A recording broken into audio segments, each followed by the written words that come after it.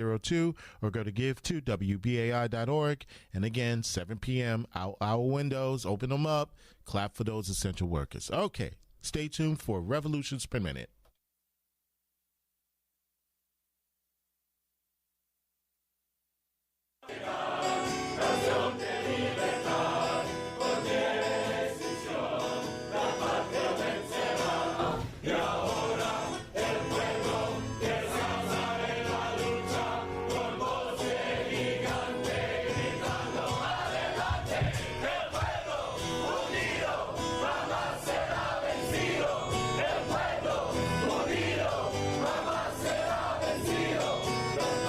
Revolutions Per Minute is a weekly radio show from the New York City chapter of the Democratic Socialists of America, recorded live at WBAI 99.5 in Brooklyn every Tuesday at 5. RPM is about doing the work to build a democratic socialist future. Every week, hear the latest news, analysis, and organizing experience from the minds and hearts of activists fighting every day in NYC. Join the movement at socialists.nyc. Hey, what's up, New York City? This is Amy Wilson. You're listening to Revolutions Per Minute live on WBAI. We are a socialist radio show and podcast from members of the New York City Democratic Socialists of America. The Democratic Socialists of America is the largest socialist organization in the United States, with 56,000 members nationwide. NYC-DSA is its biggest chapter. We are run by our 5,500 plus members and organizers who are working together to build democratic socialism in all 5 boroughs. Once again, my name is Amy Wilson. I use she, her pronouns, and I'm with the DSA of North Brooklyn. Nearly 12% of New York City's rental apartments are occupied by Nycha public housing residents and Section 8 voucher holders. These New Yorkers know all too well the injustices of our capitalist system. Nycha tenants regularly navigate heat shutoffs and cooking gas outages, conditions that are now further endangering these residents during the COVID-19 pandemic. NYC-DSA members are fighting back for justice and dignity for public housing residents. On today's show, I'll speak with comrades Jasmine Sanchez and Dannelly Rodriguez on organizing for socialism in and around public housing. We also have an exclusive interview with State Senator Julia Salazar of State Senate District New York 18 on responding to the needs of her constituents who live in Nycha residences. But first, the headlines with Simone Norman. Governor Cuomo announced an extension to the eviction moratorium in place across the state, making it effective through August. The extension only applies to tenants whose income was impacted by COVID-19, meaning that some evictions could be initiated after the current moratorium ends on June 20th. In another half measure, he also announced that tenants could use security deposits to cover rent, but that the deposit must be repaid within 90 days. After the federal government authorized additional funding for schools in high-poverty neighborhoods as part of COVID-19 relief package, Governor Cuomo cut the state education budget by exactly the same amount, leaving poorer school districts, including New York City's, to face cuts. The Brooklyn DA's office released the first information on the NYPD's enforcement of social distancing, with African Americans making up 35 of the first 40 arrests. There are now calls to release complete demographic information for all citywide arrests. According to the Legal Aid Society, the officer who attacked a man as part of the NYPD's enforcement of social distancing has a history of brutality complaints. As predicted by many advocates for the city's homeless population, the first night of suspended subway service saw 1,000 police officers flood trains to displace homeless New Yorkers trying to avoid shelters where the coronavirus is common. Mayor de Blasio announced plans to limit the number of people in certain city parks, possibly after misinterpreting pictures posted on social media. And in election news, a federal judge reinstated the New York presidential primary for June 23rd, after Andrew Yang and a group of Bernie supporters sued the Board of Elections. Attorney General Letitia James intends to appeal the ruling. After being kicked off the ballot because of differences between their legal and professional names, progressive challengers Mary Jabaida in Long Island City and Mamita Ahmed in Assembly District 24 mounted successful legal challenges to return to the primary ballot in June. Marcella Mitaines has earned more endorsements in the race for Assembly District 51 in Sunset Park than any of her opponents.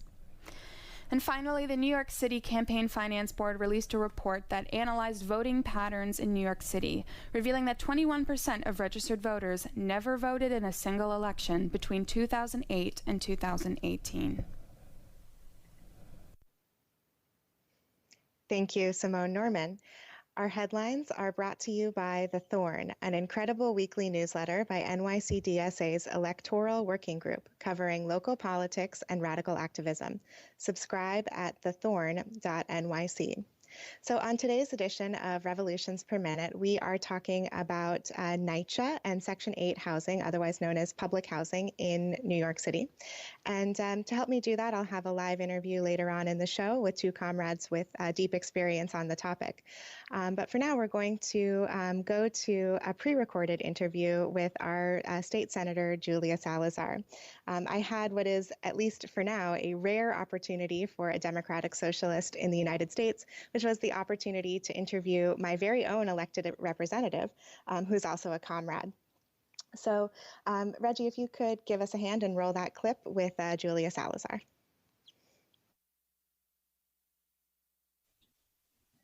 Hi, good evening, Senator Salazar. Thanks so much for being with me here today on Revolutions Per Minute. Thanks so much for having me, Amy. And how are you today? All things considered, I'm doing really well. It's, of course, an unusual time for all of us. How are you doing? I'm doing well, thanks. I think that's very well put. Unusual time, indeed. So on today's episode of Revolutions Per Minute, we're taking a deep dive into New York's public housing. So we have you here on the show today to talk about the mutual aid that you and your staff have been participating in with Nycha buildings during this COVID-19 pandemic. To start us off, can you tell me a little bit about that project and how it got started? Sure. So immediately after this public health crisis really started to become apparent to everyone, when it became clear that people really needed to be self-quarantining and sheltering in place, these neighbors really started to come together and form mutual aid networks. And that was really something that I and my office can't take credit for. The creation of these mutual aid networks. There is something called North Brooklyn Mutual Aid, which is sort of a conglomerate of different individual neighborhood-based mutual aid networks that are seeking to serve people who are really struggling right now. Naturally, a lot of people who live in public housing in Nycha are being, disproportionately affected by the crisis. Not only are a lot of people getting sick with the virus because, due to living in close quarters and not always having the ability to socially distance, not necessarily having equipment to protect themselves, but also, of course, people who live in Nycha, by regulation, they pay at least 30% of their income in rent at any given time. When their income, if their income increases, then their rent increases, by that percentage, or rather, it increases to maintain that percentage, and so sort of universally, people who live in public housing are rent burdened. And if they lose their job, then it's going to be that much harder for them to provide food for their family, and just to be able to support themselves. So a lot of the people, certainly not exclusively public housing tenants in our district, which is an overwhelmingly working class district. It's, Bushwick, Cypress Hills, East New York, Williamsburg, and Greenpoint, but also part of Bed-Stuy, Brownsville. We are being hit really the hardest, along with parts of Queens. We're being hit the hardest by this crisis. We're seeing the highest number of positive cases, and then, of course, the economic impacts are really severe. And so these mutual aid networks formed, and as my office has been seeking to just continue serving constituents, and the needs are more severe now than they were, of course, before this crisis. We have seen the problems that Nycha tenants were already dealing with before the crisis become exacerbated. So, for example, in 303 Vernon, which is sort of at the border of Bushwick and Bed-Stuy, Nycha development, they have been without cooking gas since late February, shortly before this crisis really took off, so to speak. And when you don't have cooking gas and you have to shelter in place, of course, it's that much harder to be able to afford to feed your family. You can't just order in 3 meals a day. And Nycha unfortunately has not adequately responded to the crisis. They gave the residents some hot plates, which take, a hot plate if you use a hot plate, it can take hours and hours. It can take all day to make a single meal, even for a small family. And when, we discovered this in March, sort of shortly after the order for all of us to stay in our homes, and we sought to connect these mutual aid efforts to 303 Vernon, and then simultaneously, of course, with the need in other Nycha developments, we really have been working to make sure that those residents are prioritized, that we're keeping track of their needs, and that on a daily basis, we are providing hundreds of meals, if not thousands of meals, to public housing residents, as well as supplies, making sure that the state is providing them with PPE, et cetera. Mm-hmm. So you started to speak about this a little bit when you talked about the demographics of our district and what makes the people living here sort of uniquely vulnerable to a disproportionate impact from the coronavirus. But let's dig into that a little bit more, just so our listeners can really get a sense of the conditions that we're working in here in New York State Senate District 18, the Great 18th District. So if you can, talk to me about the density of Nycha residences here in our district. Approximately how many or what percentage of this district live in Nycha housing? And what are those constituents telling you are the most pressing issues facing them right now? Yeah, in the Great 18th, we have 25 Nycha developments, which is higher than most state senate districts in the city.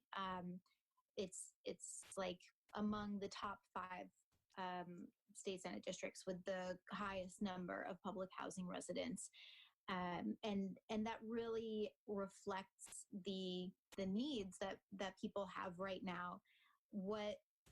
And also what that means is we're talking tens of thousands of people who are living in public housing, and it varies by development. Some developments, the conditions are better than others, but it also includes Williamsburg houses, for example, which is the oldest Nycha development in the entire borough of Brooklyn. So naturally, the needs that we see in developments like Williamsburg houses are more severe. The infrastructure is older.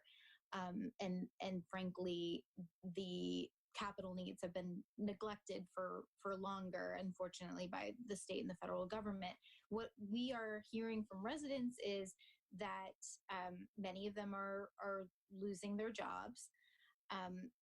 The housing authority is not adequately responding to the need to perform repairs. One situation that we experienced recently when we went to 303 Vernon and learned that their cooking gas was still off. That was, by the way, more than a month ago. At the time, they were told it might be repaired in 3 weeks, and it hasn't been repaired yet. And so it's really important that we're providing the assistance that we are. But when we were at 303 Vernon, with the Tenant Association president, we were informed that Nycha was sending like robocalls to residents to ask if they needed meals. And if if residents didn't happen to pick up the phone from this unknown caller, then NYCHA would not count them as needing a meal. And so in a development where literally hundreds of people and families really needed those free meals to be delivered, NYCHA only counted about 11 heads, about 11 people, and then didn't even deliver them on time. So that's the situation we're typically dealing with. People's most basic essential needs were not being met. And now they thankfully are, but it is only thanks to the community coming together and our neighbors showing solidarity with each other, and all of us coming together to sort of pool our resources and provide for people who are most impacted. Another thing is that I know a resident in Hope Gardens, for example, who works for the Department of Education, and he has kids and a wife who he supports financially. And at the beginning of this crisis, he was sort of sounding the alarm, figuratively, about the need for the DOE to make sure that people continue to receive their paychecks, because he knew that schools needed to close, et cetera. Sure enough, that NYCHA resident, my constituent, he ended up contracting the virus and even going into a medically induced coma for weeks. And the first thing he thought when he woke up from that coma, and the first thing that he said to me was, how am I going to pay my rent? And that's absolutely tragic, because that's not what someone should be thinking when they have just, managed to survive something this devastating. But that's the situation that we're dealing with. And so people are afraid of not being able to pay their rent, afraid of being evicted now or after the crisis is over. And we really need to be taking action in the legislature to address their needs. Absolutely. And you've been a great champion up in Albany for our district and for the working class and the most vulnerable constituents in your district, which is something that really sets you apart as a lawmaker. And you are up for re-election this year. So as we navigate the COVID pandemic, the fallout from this moment, perhaps the second wave in the fall, and the next 2 years of life in this country and in this city in general, what are your priorities for your second term? What do you hope to accomplish in Albany over the next 2 years? Yeah, last year in 2019, we saw some progress. We were able to achieve some gains for working class people at the state level, but there is much more work that we still need to do. Housing justice continues to be a high priority for me, and it's really directly linked to economic justice. We were able to pass rent regulations to keep a lot of families in their homes who live in rent-regulated housing, but one of my top priorities is to pass something called the Good Cause Eviction Bill, which I know you have talked about on RPM before. I deeply appreciate that, because it is legislation that would help hundreds of thousands, if not over 1 million, tenant households across the state, to make sure that that people they don't live in fear of their rent being astronomically increased at the end of their lease, and them and their family facing a de facto eviction. And that's a bill that I'm the lead sponsor of. We also want to see taxes and policies that will disincentivize the predatory real estate practices that are driving displacement in our district and across the state, such as a capital gains tax that would that a buyer would be exempt from if the purchase is for public use. So, for example, basically it would encourage the creation of community land trusts and more social housing, and disincentivize some of the practices that we already see that we anticipate becoming worse because of this crisis, such as hedge funds and private equity swooping in after the crisis to take advantage of the distressed housing that we're going to be seeing, unfortunately, as a result of the economic crisis. But beyond beyond housing justice, we really need to be investing public dollars in public services. And that's something that this crisis has made apparent to everyone, or it should be making apparent to everyone, that the last thing that we should be talking about right now is protecting public education in New York State from cuts. We need to be making a more robust investment in public education. We also need to be equitably funding our public schools, because we know that there are, schools that receive an enormous amount of resources from the state in, say, the Upper East Side, whereas schools in my district are owed millions of dollars, tens of millions of dollars by the state in foundation aid, right? And it is not a coincidence that these are Black and brown neighborhoods as opposed to the more affluent majority white neighborhoods. And so really what I'm pushing for in Albany, and will continue to for the next fund, is an economic justice agenda that touches every part of people's lives. Great. And we'll be here covering it on RPM every step of the way, and hopefully sending lots of DSA members your way to get involved with the work that your office is doing and with your campaign for re-election. I know that DSA was one of the many groups that supported you in 2018 and knocked doors and was able to help you get to the position that you are now. So I'm really counting and hoping on our DSA comrades to continue supporting you and your colleagues in the Senate who are working toward economic justice. So with that in mind, can you let our RPM listeners know how they can get involved, A, with the mutual aid work that your office is doing, and B, how to support your campaign for re-election? Sure. So as far as the mutual aid work, the easiest way for a lot of people may be to contact our office directly, to call the district office. The information, the contact info is on the Senate website, as well as on my social media.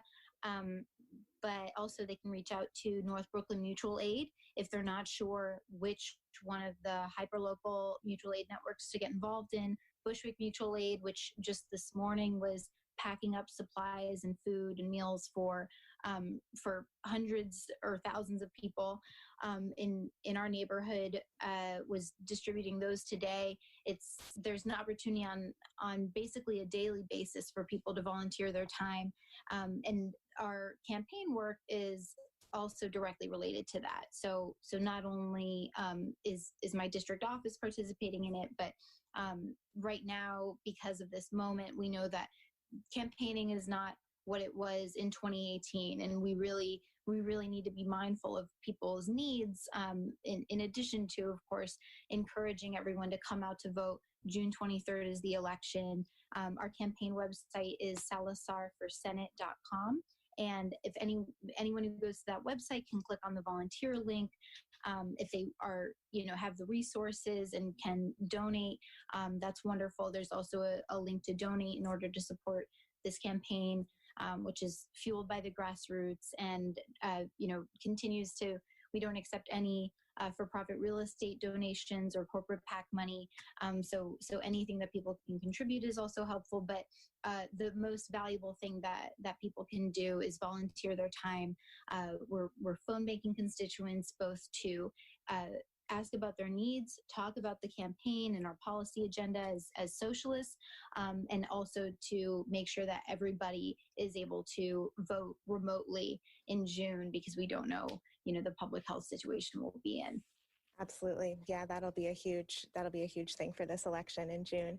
Well, always a pleasure to have you on Revolutions Per Minute, Senator Julia Salazar. Thanks so much for talking to me today. And please keep in touch. We hope to support you and your office and your constituents in any way that we can. Thank you so much, Amy. It's always a pleasure. Take care. Hi, everyone. You're listening to Revolutions Per Minute on listener-sponsored WBAI in New York City, broadcasting at 99.5 FM and streaming on your favorite podcast app. To connect with us after the show, you can email us at revolutionsnyc@gmail.com. You can also find us on our website, revolutionsperminute.simplecast.com, or on Twitter at NYC-RPM. Today we're talking about organizing for socialism in New York City's public housing. So I just had an interview with our State Senator Julia Salazar, and we're going to go on to the rest of our show in just a minute.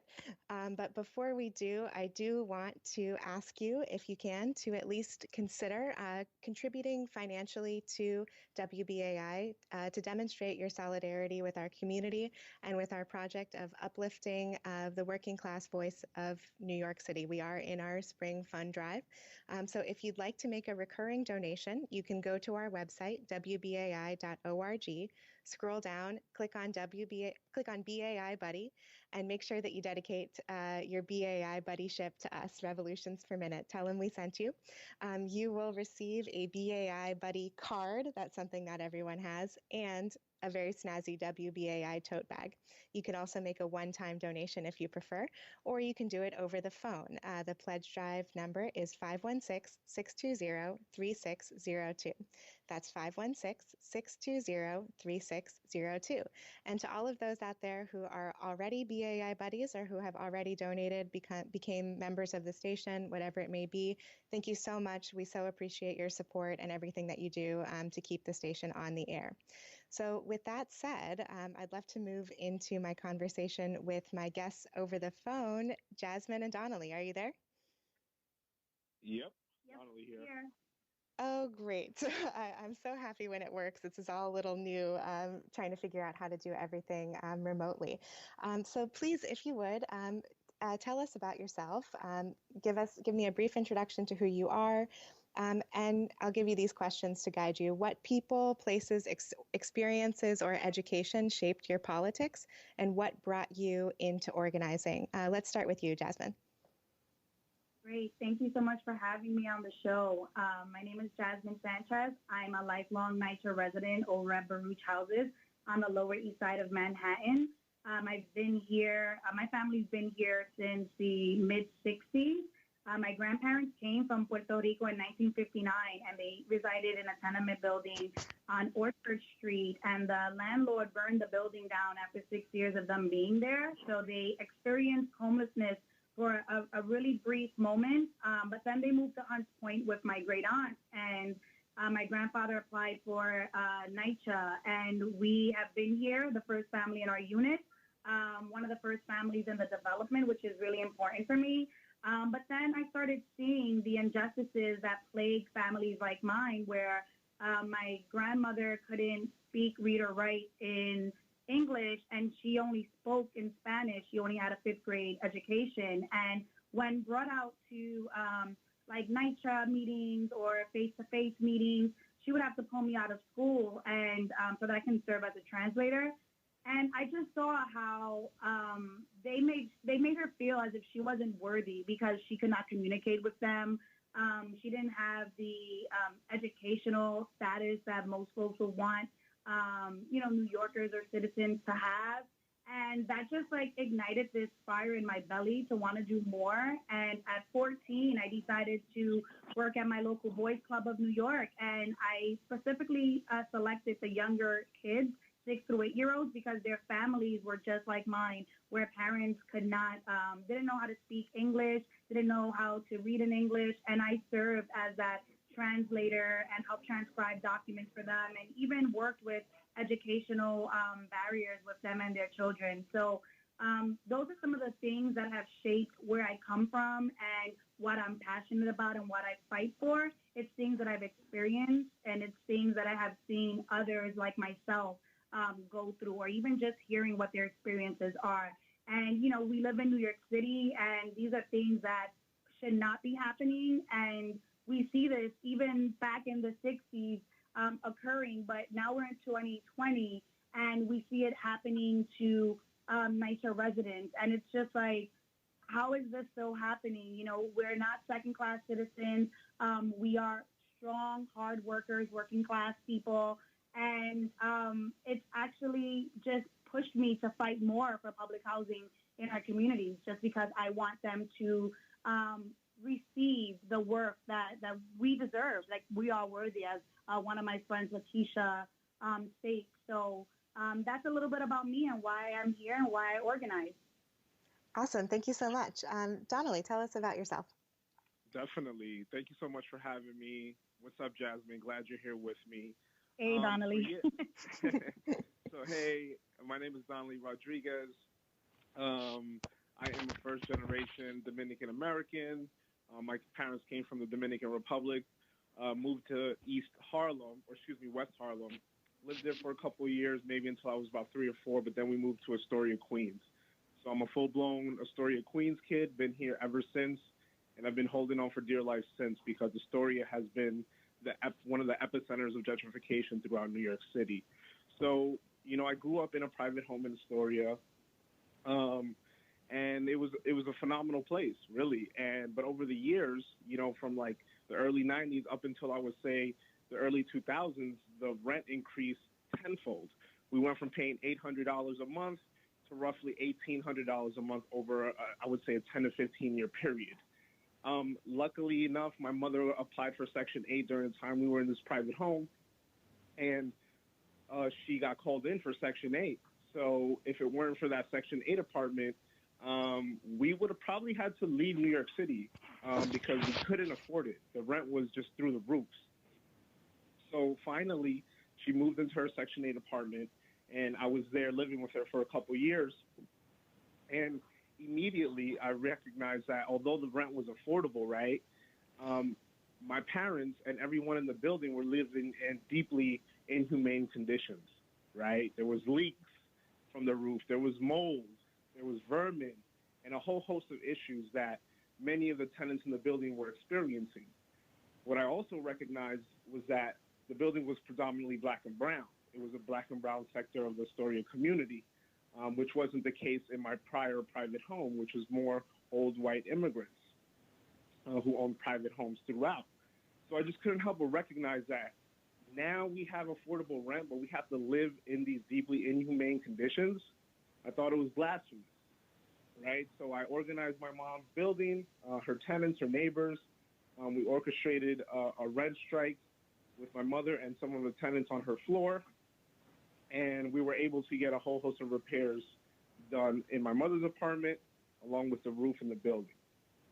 So just like experiencing firsthand, almost being displaced from my neighborhood, really got me into a space of thinking like, if not me, then who, right? Who's going to create the change, right? Who's in the position to take our people and put them in the best position possible to fight for themselves? And that's us, frankly. And, and I feel very much privileged to be in that space, to do that work as a law student now, because, the system is racist and it's working deliberately against people like myself and Jasmine.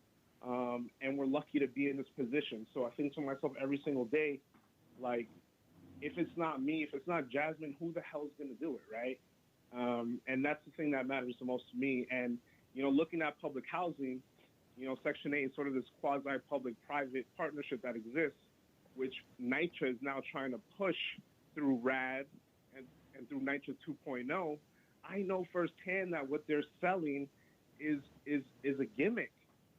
It's not going to give the people the dignified living that they need.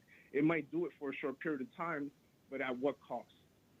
Ocean Bay right now is experiencing the highest eviction rates after they had converted into RAD. So these are the experiences, right, that really push me to the forefront. My friends and family are constantly being displaced from public housing. There are countless people living in deeply deplorable conditions in Nycha and in public housing throughout the city. Nycha is 90% black and brown, right? And at the end of the day, if it's not us who's fighting for this power, no one's else going to do it for us. So it's about self-determination.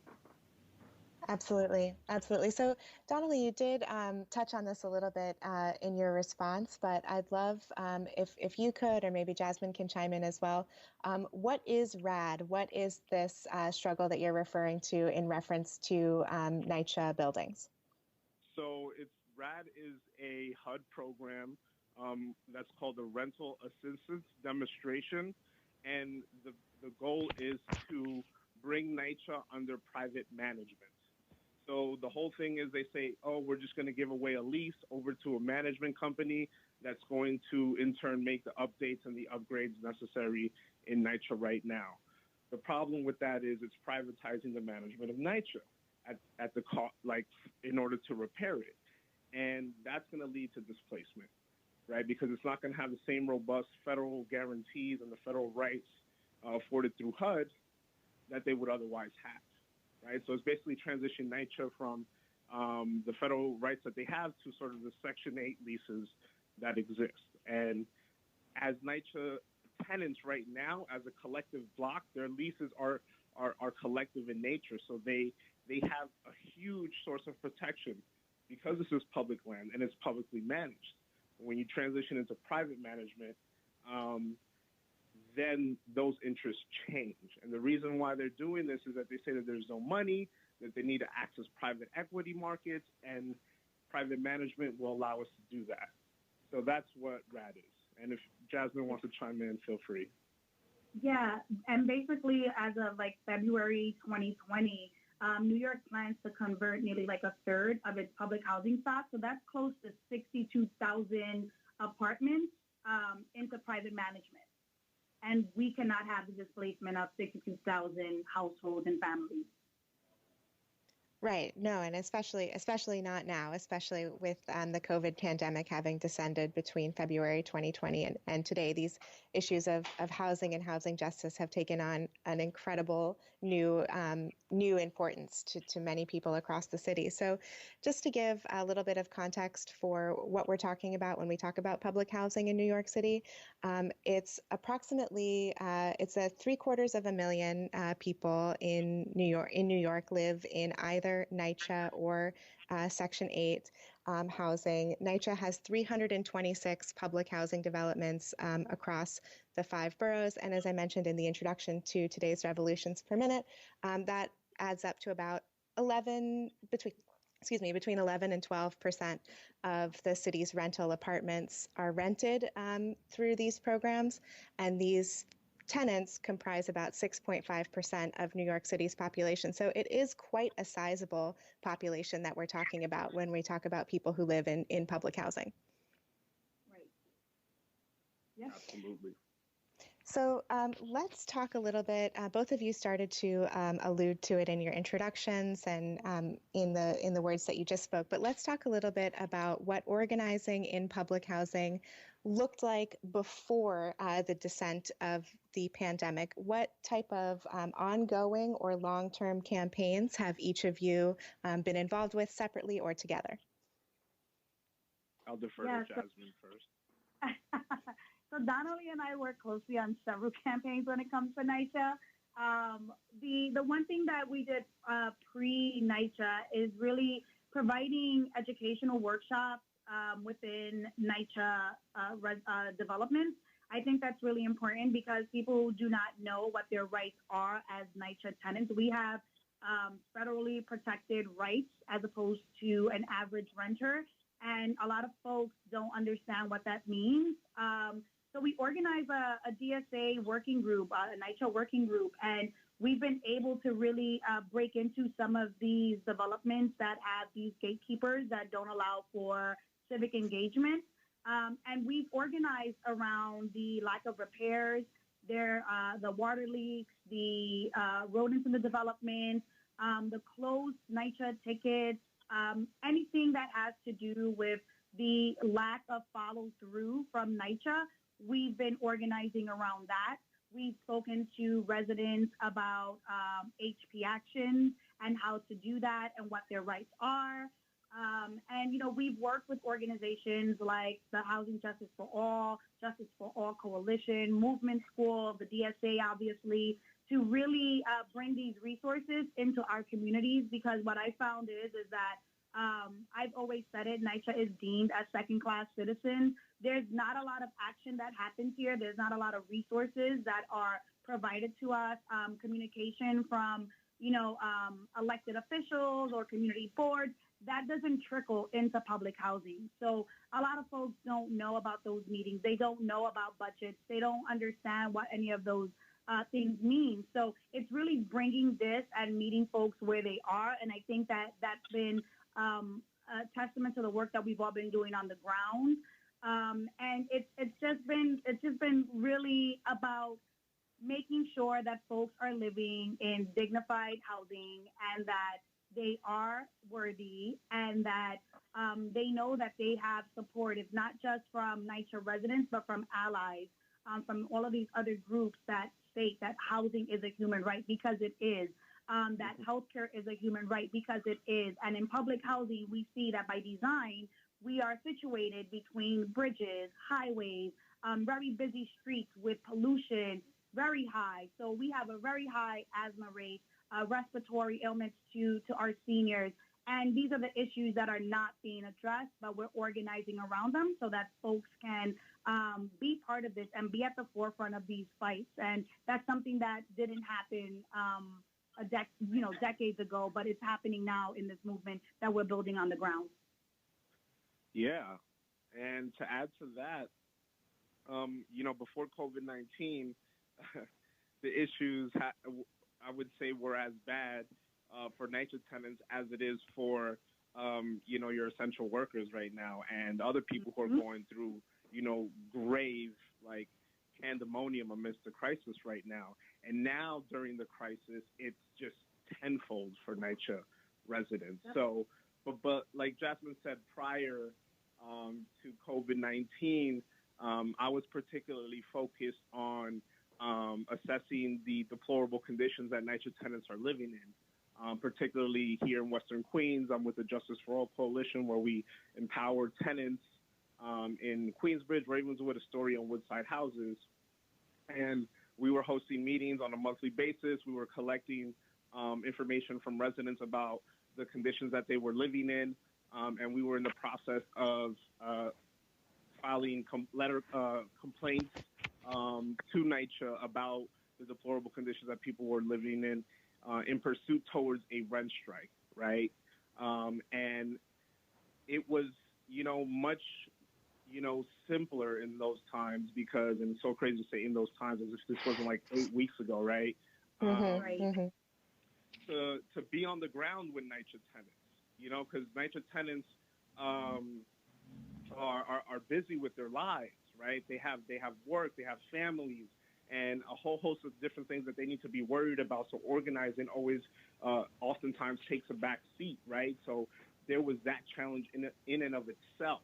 And then also just the inequity that existed for NYCHA tenants in terms of accessing, the internet and accessing the resources that they needed made it challenging. Now that's even more challenging, right? But despite that, we are trying to be as resilient as possible and using more unique ways of sort of getting in touch with NYCHA tenants, particularly through, mutual aid, right? Mutual aid efforts right now have been pumped out like crazy because of the crisis. But when people need resources, they will make the exception and come out and get them. So that's sort of been like the center point of contact in order to get the information that we need from tenants in order to inform them of their rights, put them in a position of power, and also help them advocate for themselves. Mm-hmm. Mm-hmm. So, folks, you're listening to Revolutions Per Minute on listener-sponsored WBAI in New York City, broadcasting at 99.5 FM and streaming on your favorite podcast app. You can find us on our website, revolutionsperminute.simplecast.com, or on Twitter at NYC-RPM. And today we're talking about public housing in New York City. And this is around the time of the show when we would usually open the phones and go take questions or comments from callers. But we did get a little bit of a later start today. And I personally am enjoying this conversation with Jasmin and Dannelly. So I'm going to make a unilateral decision and say, let's keep talking, Jasmin and Dannelly, and then we'll just close the show right on time for our next show at 6 o'clock. So I'm curious about, Dannelly, you started to allude to it in talking about the conditions in NYCHA housing under the COVID-19 pandemic. Something that Senator Salazar said as well in my interview with her is that many of the people who live in public housing are essential workers. So there's a lot of crossover in these two conversations, the conversation of supporting essential workers like home health aides and retail workers and hospital staff, et cetera, and also organizing for self-determination in public housing. There's sort of that lack of connection between like, where do people go at the end of the day when they come home from their job in a hospital or wherever it may be?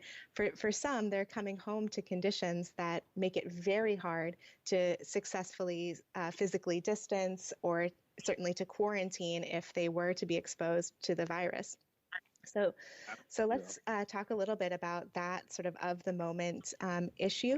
What do we see happening in NYCHA buildings right now, and what has the response been to the COVID-19 pandemic? Yeah, it's been crazy, and you know what? I'll let Jasmine go ahead because she's living in it, so I would prefer to defer to her. Go ahead, Jasmine. Yeah, so it's been horrible. We've always had these conditions that we were living in that were deplorable, but it's only heightened with COVID-19. What we've seen is that we have developments that are going without water, developments that are going without gas, developments that have their elevators not working. So when we're speaking about adhering to the state's mandates of social distancing, and there's only one working elevator, how do you expect NYCHA residents to social distance, right?